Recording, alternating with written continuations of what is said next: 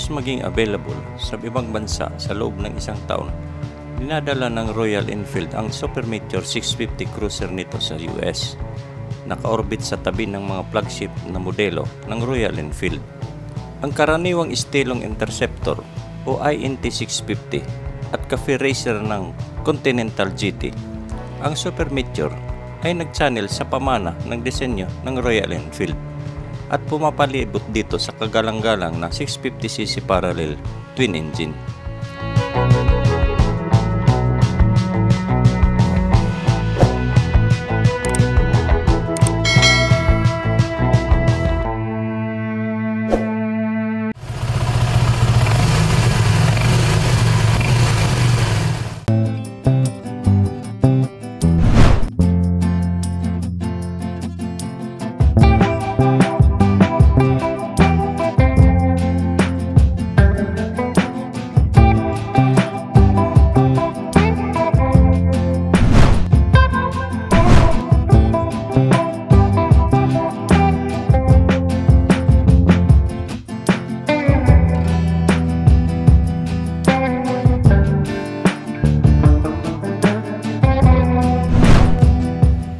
Ang Super Meteor 650 ng Royal Enfield ay nagtatanong sa iyo kung bakit kailangan mo ang lahat ng displacement.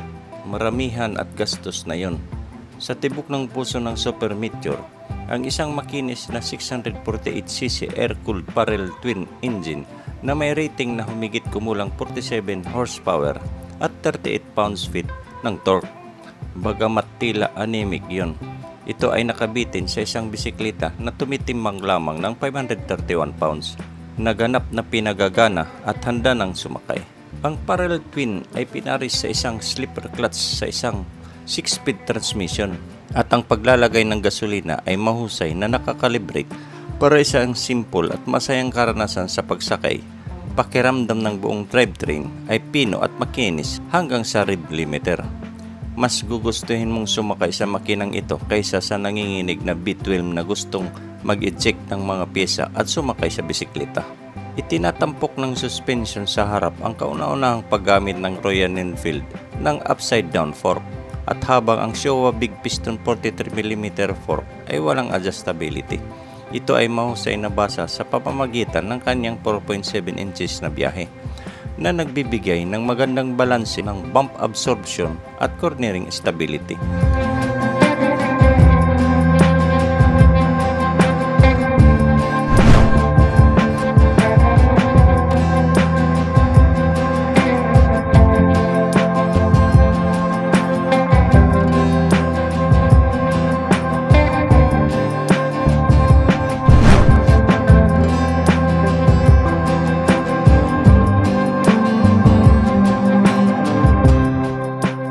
Ang paglabas mula sa isang paghinto, ang kombinasyon ito ng makinis na makina, madaling paglipat ng transmission, magaan ang timbang at sumusunod na dulo sa harap ay gumagawa ng isang magandang unang impresyon.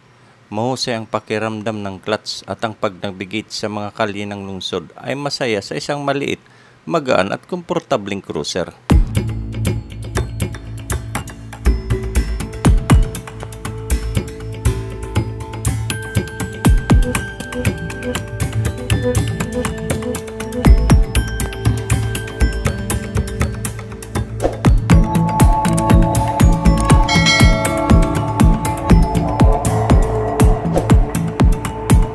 Ang paghinto at pagsisimula ay nangangailangan ng konting effort. Ang 29.1 inches na taas na upuan ay nagpapadali sa pag-abot sa lupa para sa anumang taas ng insim, at ang maikling 59 inches na wheelbase ay gumagawa para sa mabilis na pagbabago ng lane.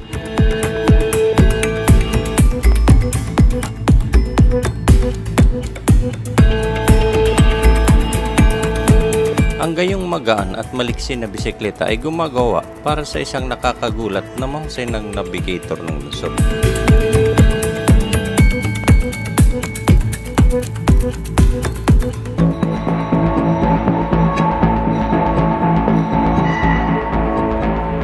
Paglabas sa mga freeway, ipinapakita ng parallel twin ng mahilig itong mag-rev.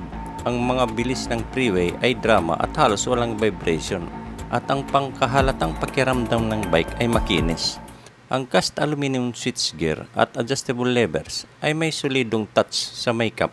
Ang mga lokasyon ng foot control ay naka-forward na nakamount, ngunit hindi sapat na malayo upang maging isang kahabaan. Sa pagkahalatan, ang bawat punto ng pakikipag-ugnayan ng rider sa Super Meteor mula sa mga control hanggang sa upuan ay nagbibigay ng pakiramdam ng kalidad.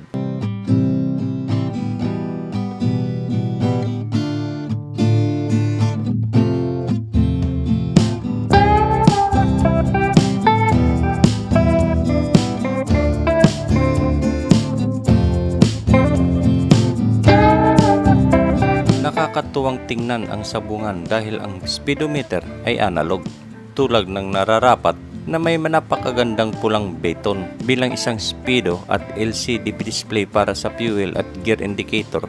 Ang isang maliit na pod sa kanan ay malalaman ng screen ng stripper navigation ng Royal Enfield para sa turn-by-turn navigation. Ito ay isang tanawin ng madaling makita sa mga mata.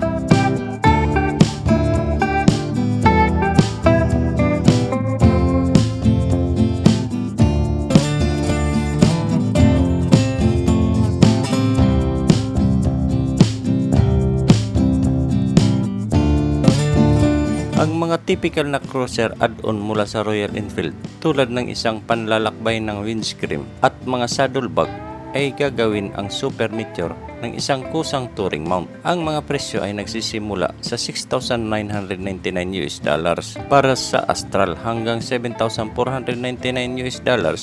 para sa Celestial variant na may dalawang kulay na pintura, panlilibot ng windscreen at dalawang up na upuan.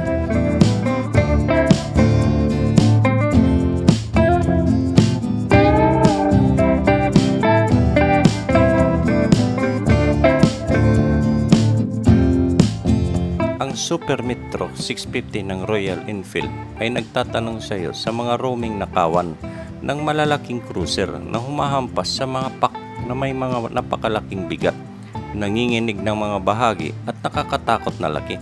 Hindi ito kailangan maging ganon. Minsan mas kaunti ay mas kaunting timbang, mas kaunting taas, mas kaunting wheelbase. Hindi gaanong komplikado at marami, mas mura ang gastos. Ang mga malalaking tagagawa ng cruiser ay dapat nabigyan ng babala na ang isang Super Meteor ay dumaong sa Amerika at ito ay nakatakdang gumawa ng isang makabuluhang epekto.